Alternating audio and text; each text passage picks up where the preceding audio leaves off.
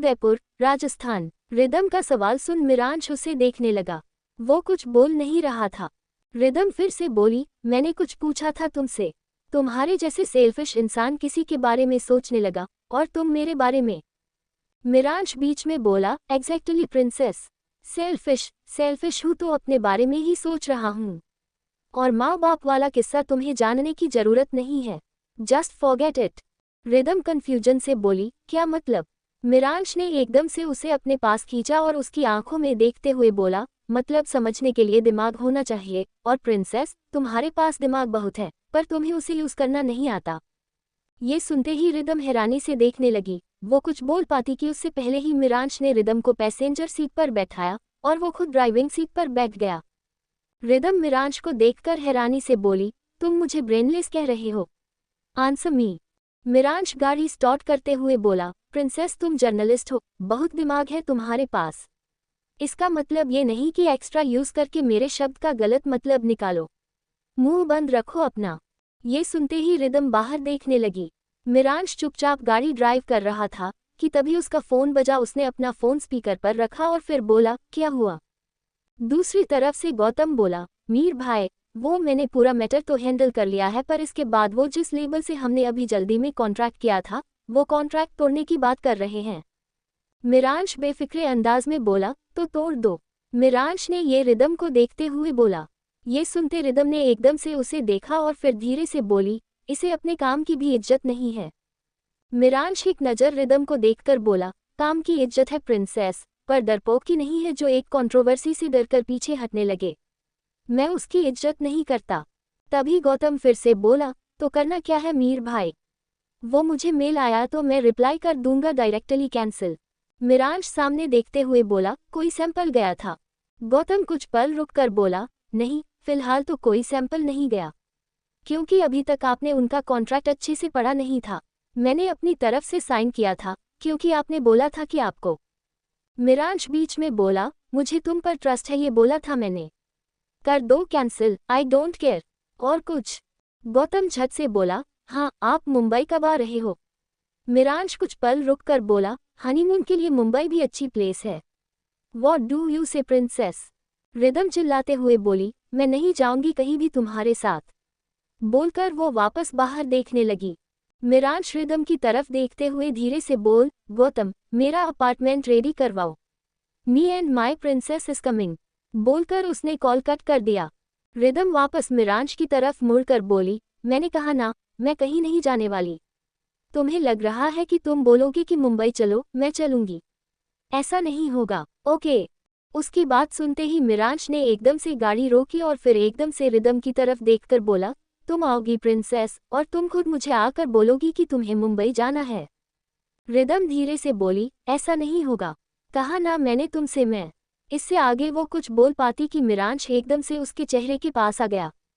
Rhythm ने अपना चेहरा पीछे किया और वो अपनी बड़ी बड़ी आंखों से उसे देखने लगी।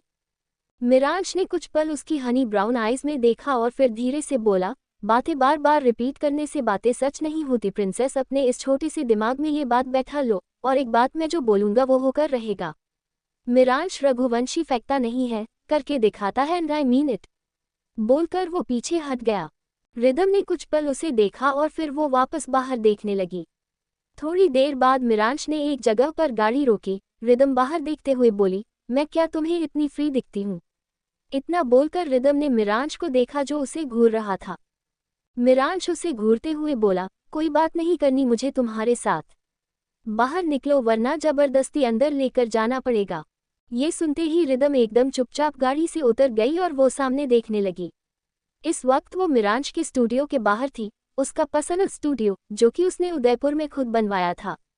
रिदम स्टूडियो की तरफ देखते हुए कुछ सोच रही थी कि तभी मिरांश झुककर उसके कान में बोला, प्रिंसेस, अगर इतनी इंटेंसिटी और इतने दिल के साथ तुम मुझे देखो ना तो बहुत अच्छा मोमेंट होगा। You know what I mean. Ridham कदम पीछे हटकर बोली, रिदम, मिरांश तुम। मिरांश बीच में बोला, नहीं प्रिंसेस, बकवास नहीं सुननी मुझे। बोलकर उसने रिदम का हाथ पकड़ा और फिर उसे लेकर अंदर गया। अंदर रिसेप्शन पर कुछ लोग थे, उन सबको इग्नोर करते हुए मिरांश रिदम को सीधे अपने केबिन में लेकर गया और फिर उसका हाथ छोड़कर बोला, मैंने हमेशा से सोचा था कि शादी के बाद फर्स्ट डे पर मैं तुम्हें यहाँ पर लेकर आऊंगा। कैसा लगा? रिदम हैरानी से बोली, हमेशा से सोचा था का क्या मतलब? तुम हमेशा से मेरे साथ शादी की प्लानिंग कर रहे थे और मुझे कभी पता कैसे नहीं चला? बोलते हुए वो मिरांश के सामने आकर रुकी। मिरांश ने अपने दोनों हाथ पॉकेट में डालकर और फिर उसकी आंखों में देखकर बोला, क्योंकि मैंने पता नहीं चलने दिया और मैं कब से प्लान कर रहा था। कब से नहीं, ये बात जानने का वक्त नहीं है। जब जानोगी तब तुम्हारे पैरों से जमीन खिसक जाएगी और फिर तो तुम्हें संभालना पड़ेगा, और संभालने के लिए तुम्हारा मिरांश हमेशा तुम्हारे पास है, राइट प्रिंसेस? रिदम ने एकदम से मिरांश का कॉलर पकड़ा और फिर उसकी आंखों में देखकर बोली, आज मुझे अच्छे से समझ में आ रहा है कि कोई तुम्हें पसंद क्यों नहीं करता। तुम में ऐसी कोई बात नहीं है कि कोई तुम्हें पसंद करे या तुम्हारे लिए कुछ करे। न तुम अपने भाई के हो, न तुम अपने परिवार के हो, तुम मेरे कहाँ से होगे? तुम मेरे भी नहीं हो। मिरांश ने बिना कुछ बोले रिदम की दोनों कलाइयां पकड़ी और उसने एकदम से रिदम के हाथों को उसकी पीठ से लगाया और जोर से मरोड़ा। रिदम ने अपनी आंखें बंद कर ली और उसके मुंह से एक दर्द भरी हल्की सी चीख निकल गई। मिरांश ने उसके कान पर अपने होंठ टिकाए और फिर धीरे से बोला, मैं किसका हूं और किसका नहीं, ये तुम डिसाइड नहीं करोगी प्रिंसेस। और एक बात, तुम पर जान छिड़क रहा हूं इसका मतलब ये नहीं है कि तुम मेरी जान पर सवाल खड़ी करो। ये सुनते ही रिदम ने एकदम से अपनी आंखें खोली और वो सर टेढ़ा करके मिरांश की आंखों में देखने लगी। इस वक्त उन दोनों की नाक आपस में टच हो रही थी। वो दोनों एक दूसरे की आंखों में देख रहे थे। मिरांश उसकी आंखों में देखते हुए बोला, मेरा जमीर, मेरा करैक्टर, मेरी जान है। सवाल उठने से पहले 100 बार सोचना, वरना तुम्हारी जिंदगी में 100 सवाल खड़े कर दूंगा। और 1 मिनट प्रिंसेस, तुम जानती हो ना कि मैं जो बोलता हूँ वो करता हूँ। कोई मुझे रोके इतनी किसी में बात नहीं है। मिरांश रघुवंशी, रुक जाए, इतना कोई खास नहीं है। बोलकर उसने झटके से रिदम को छोड़ दिया। रिदम ने एक बार अपने हाथों को देखा और फिर वो अपने हाथों को सहलाते हुए मिरांश को देखने लगी, जो इस वक्त बिना किसी भाव के उसे देख रहा था। ये मिरांश बहुत डिफरेंट था। रिदम को मिरांश इस वक्त बिल्कुल वैसा लग रहा था जैसा उसने एंगेजमेंट वाली रात को देखा था, पागल संकी जैसा। रिदम धीरे से बोली, यू आर इनसेन मिरांश रघुवंशी, तुम्हें कोई नहीं समझ सकता। अगर कोई समझना चाहे तो तुम उसे समझने नहीं दोगे, तुम उस इंसान को उलझा कर रख दोगे। मिरांश धीरे से बोला, तुमने कभी समझने की कोशिश नहीं की है प्रिंसेस। कोशिश करके देखो, मैं खुद को ऐसे सुलझा दूंगा कि तुम्हें कि बस एक नज़र देखना होगा तुम्हें और तुम सब समझ जाओगी। बोलते हुए मिरांश एक तरफ बढ़ गया। रिदम के दिमाग में अभी भी उसकी बातें चल रही थीं। उसने मुड़कर मिरांश की तरफ देखा कि तभी मिरांश ने सामने लगा एक कर्टन हटाया। उसे कर्टन के पीछे दीवार पर लगी हुई अपनी फोटो को देखा। रिदम की आंखें हैरानी से बड़ी हो गईं। वह रिदम की एक तस्वीर थी जिसमें रिदम चेयर पर बैठी हुई थी और उसने अपना एक चश्मा लगाया हुआ था। साथ ही उसके हाथ में एक बुक थी। वो बहुत रैंडम पिक्चर थी, लेकिन इतनी प्यारी थी कि मिरांश ने उसे यहाँ पर सजा कर रखा था, और वो भी छुपाकर उसे फोटो पर उसे पूरी दीवार पर हमेशा पर्दा लगा रहता था। रिदम धीरे से बोली, ये तुम्हारे पास कैसे आई? मिरांश उस तस्वीर की तरफ देखते हुए बोला, छीन ली मैंने। जहाँ देखी छीन ली मैंने, क्योंकि छीनना मुझे पसंद है, राइट प्रिंसेस? ऐसे लगता है ना तुम्हें कि मैंने तुम्हें मेरे भाई से छीना? रिदम झट से बोली, मैं कोई चीज़ नहीं हूँ जिसे तुम किसी से छीन लो, पर मुझे जानना है कि ये तस्वीर तुम्हारे पास कहाँ से आई। बोलते हुए वो मिरांश की तरफ बढ़ने लगी कि तभी मिरांश तेज आवाज में बोला, स्टॉप राइट देयर। ये सुनते ही रिदम के कदम रुक गए और वो हैरानी से मिरांश को देखने लगी। मिरांश रिदम की तरफ देखते हुए बोला, यहाँ आने की जरूरत नहीं है, दिस इज माई प्लेस, इस प्लेस में कोई नहीं आ सकता। रिदम चिढ़ते हुए बोली, तो फिर मुझे यहाँ पर लेकर क्यों आए तुम? नहीं लाना चाहिए था। और इससे आगे वो कुछ बोल पाती कि तभी रिदम का फोन बजा। उसने जल्दी से अपना फोन चेक किया, जिस पर साहित्य का नाम फ्लैश हो रहा था। रिदम कॉल उठाने वाली थी कि उससे पहले ही मिरांश ने उसके हाथ से फोन ले लिया, फिर कॉल पिक करके बोला, बिग ब्रदर, ऐसे किसी को परेशान नहीं करते। दूसरी तरफ से साहित्य बोला, मैं परेशान नहीं कर रहा, मुझे बस ये पूछना था कि तुम लोग कहाँ पर हो। मिरांश एक नज़र रिदम को देखकर बोला, इसके लिए तो आप मुझे कॉल कर सकते थे। वो कुछ बोलता कि तभी रिदम चिल्ला कर बोली, मेरा फोन है, कोई मुझे कभी भी कॉल करे, तुम्हें क्या प्रॉब्लम है? मिरांश आई रोल करते हुए बोला, सिंपल सी बात है प्रिंसेस, अगर तुम्हारे फोन पे तुम्हें कॉल करेगा और तुम्हारा हस्बैंड भी देखेगा तो तुम्हें उससे प्रॉब्लम होगी।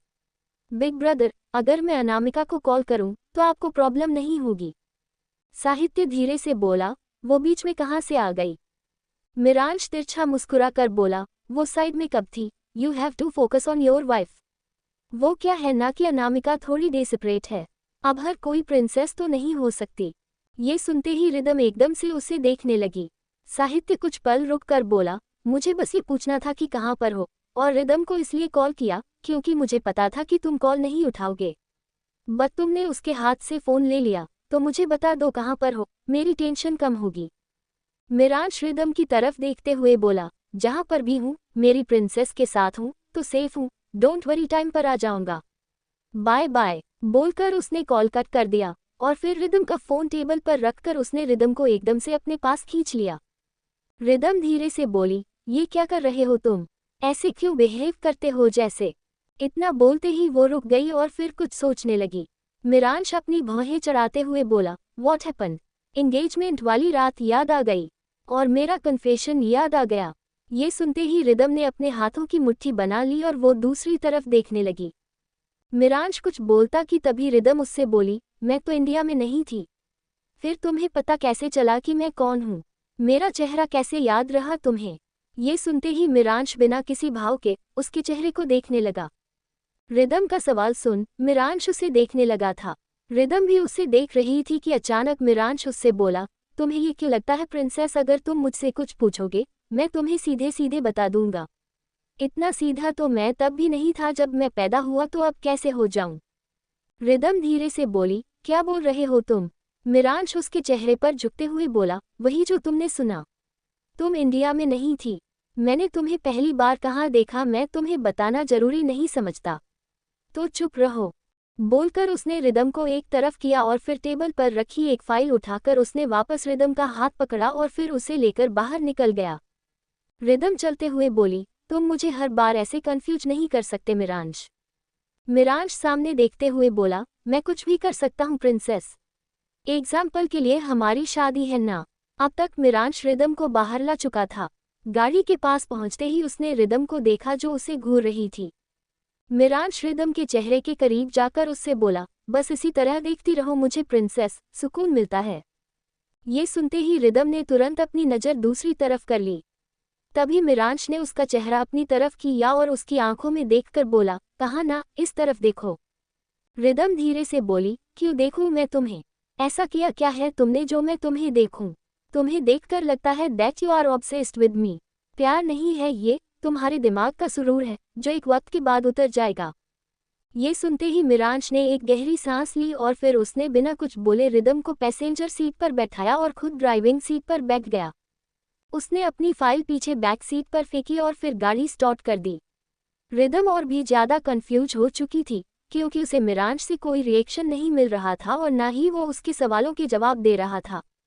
रिदम कुछ पल रुककर बोली, मिरांश प्लीज, नहीं छोड़ रहे मुझे तो प्लीज मुझे जवाब तो दे दो मेरे सवालों का। एक लिस्ट मुझे परेशान करना तो बंद करो। मुझे जानना है कि क्या चल रहा है। मुझे जानना है कि तुम्हारे। इससे आगे वो कुछ बोल पाती कि मिरांश ने एकदम से टन लिया, जिस वजह से रिदम का सर डैशबोर्ड से टकराते टकराते बचा। उसने हैरानी से मिरांश को देखा जो सामने देख रहा था और इस वक्त उसने स्टीयरिंग व्हील पर अपनी पकड़ मजबूत की हुई थी। रिदम धीरे से बोली, मिरांश क्या कर रहे हो? ये सुनते ही मिरांश ने एकदम से और स्पीड बढ़ाए। रिदम ने कसकर अपनी आंखें बंद कर ली और फिर चिल्लाकर बोली, मिरांश रुको प्लीज। उसके चिल्लाने के बाद भी मिरांश रुकने को तैयार नहीं था। उसने एकदम से अपनी स्पीड और बढ़ाई और अब तक वो हाईवे पर आ चुकी थी, जो हाईवे क्रॉस करने में करीब 15 मिनट लगते थे। उसे हाईवे को क्रॉस करने के लिए मिरांश ने सिर्फ और सिर्फ 6 मिनट का टाइम लगाया। हाईवे से उतरते ही मिरांश ने एकदम से गाड़ी रोकी और फिर उसने रिदम की तरफ देखा, जो कि अपनी आंखों को बंद किए अपने कानों को ढके हुए खुद में सिमटी हुई बैठी हुई थी। मिरांश धीरे से बोला, रोक दी मैंने गाड़ी। ये सुनते ही रिदम ने धीरे से अपनी आंखें खोली और कुछ पल सामने देखने के बाद उसने एकदम से मिरांश को देखा, जो बिना किसी भाव के उसे देख रहा था। रिदम चिल्लाते हुए बोली, क्या कर रहे हो तुम? मिरांश ने एकदम के बालों को मुट्ठी में भरा और उसकी आंखों में देखकर बोला, वही कर रहा हूँ, एक्चुअली मैं तुम्हें जवाब दे रहा था प्रिंसेस। तुम्हारे सवाल का जवाब देना जरूरी है ना? तुम्हें लगता है मेरे सर पर एक सुरूर चढ़ा है और उतर जाएगा? मर जाऊंगा। लेकिन ये सुरूर कभी उतरेगा नहीं, मार दूंगा पर ये सुरूर कहीं जाएगा नहीं। ये सुनते ही रिदम के दिल की धड़कन एकदम से बढ़ चुकी थी। वो मिरांश की आंखों में देख रही थी कि तभी मिरांश ने आगे बढ़कर उसके फोरहेड पर किस किया और फिर बोला, प्यार बोलो या ऑब्सेशन बोलो, शायद है यहाँ पर। हर पड़ाव पर, हर मोड़ पर तुम मिरांश रघुवंशी का एक नया चेहरा देखोगी और ये वादा है मेरा। कभी मौत से लड़ता हुआ तो कभी तुम्हें खुद मौत में धकेलता हुआ। बोलकर वो पीछे हट गए और फिर उसने गाड़ी स्टार्ट कर दी। वही रिदम अभी भी उसकी बातों में उलझी हुई थी। थोड़ी देर बाद मिरांश ने रघुवंशी पैलेस के बाहर गाड़ी रोकी। रिदम तुरंत गाड़ी से उतरकर अंदर चली गई और उसके अंदर जाते ही मिरांश धीरे से बोला, मैं अपना वादा नहीं तोड़ता princess. You are trapped princess, तुम्हें पता भी नहीं चलेगा कि तुम कैसे फंसती चली जा रही हो। एक बार उदयपुर से बाहर निकलो, उद्धरण चिन्ह।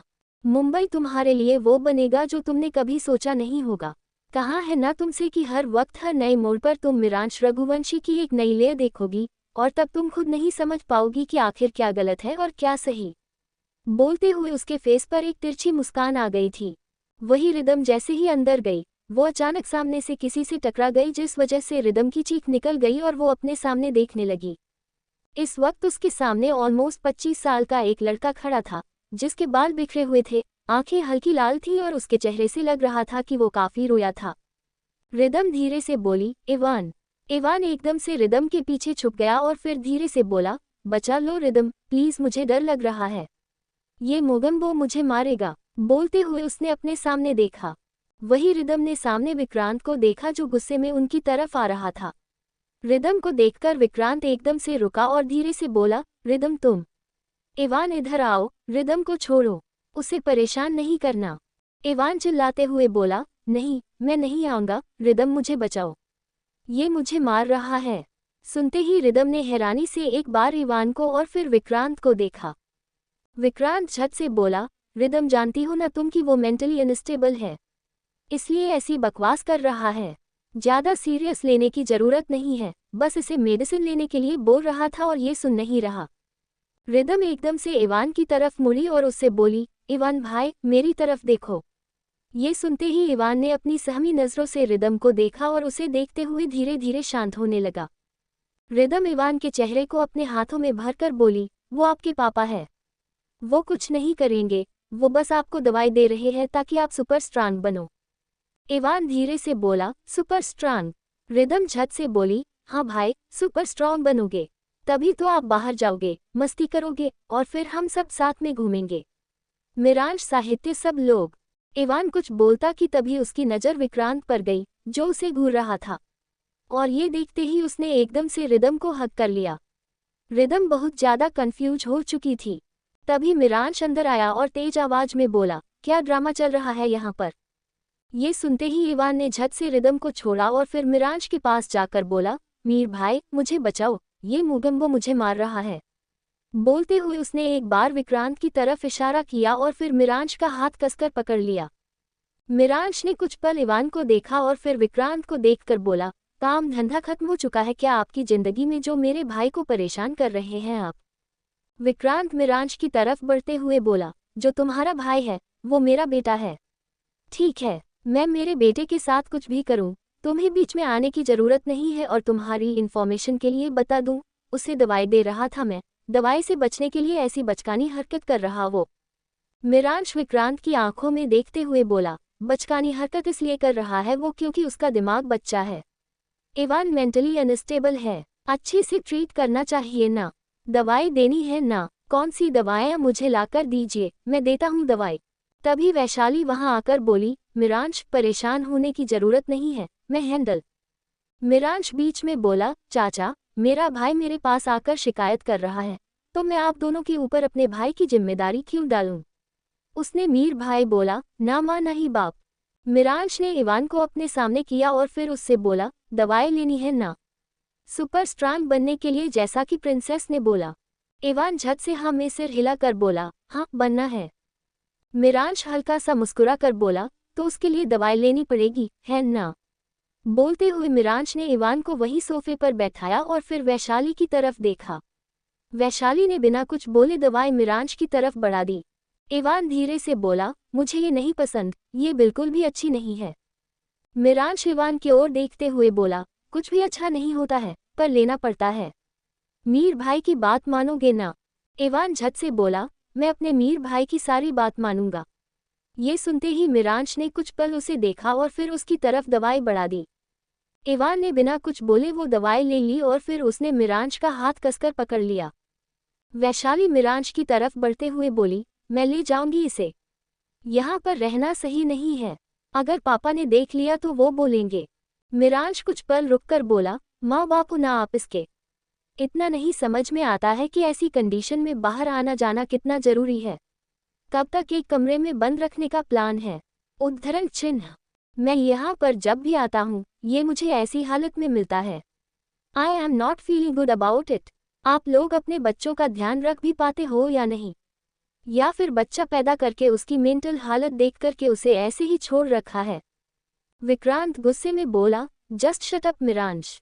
कुछ भी बोले जा रहे हो तुम, मेरा बेटा है वो।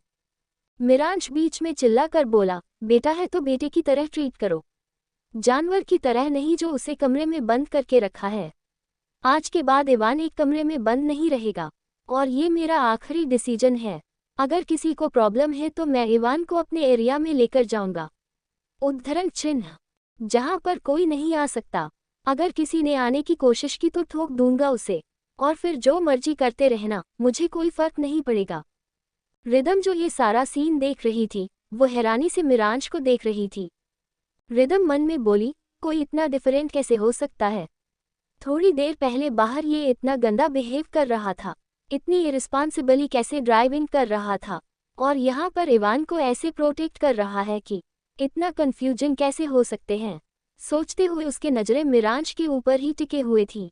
वैशाली मिरांश को देखते हुए बोली, इवान को कहीं और लेकर जाने की जरूरत नहीं है, मेरा बेटा है वो।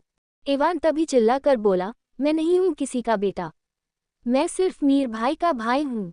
मीर भाई, मुझे इन लोगों के साथ नहीं रहना, ये सब बहुत बुरे हैं, आपको पता है ये लोग। विक्रांत बीच में बोला, इवान ज्यादा नहीं बोलते। ये सुनते ही इवान एकदम से चुप हो गया और उसने एक बार सहमी नजरों से विक्रांत को देखा। ये रिदम ने नोटिस किया और उसे ये चीज बहुत ज्यादा अजीब लगी। मिरांश ने इवान को अपने पीछे किया और फिर विक्रांत को देखते हुए बोला, क्या बात करते हो चाचा उर्फ विक्रांत रघुवंशी? मेरे सामने मेरे भाई को डराने की कोशिश, ये तो गलत बात हो गई। इतनी बेकार हरकतें मिरांश रघुवंशी बर्दाश्त नहीं करता। क्या होगा मिरांश और विक्रांत के बीच? क्यों है इवान की ऐसी हालत? जानने के लिए सुनते रहिए।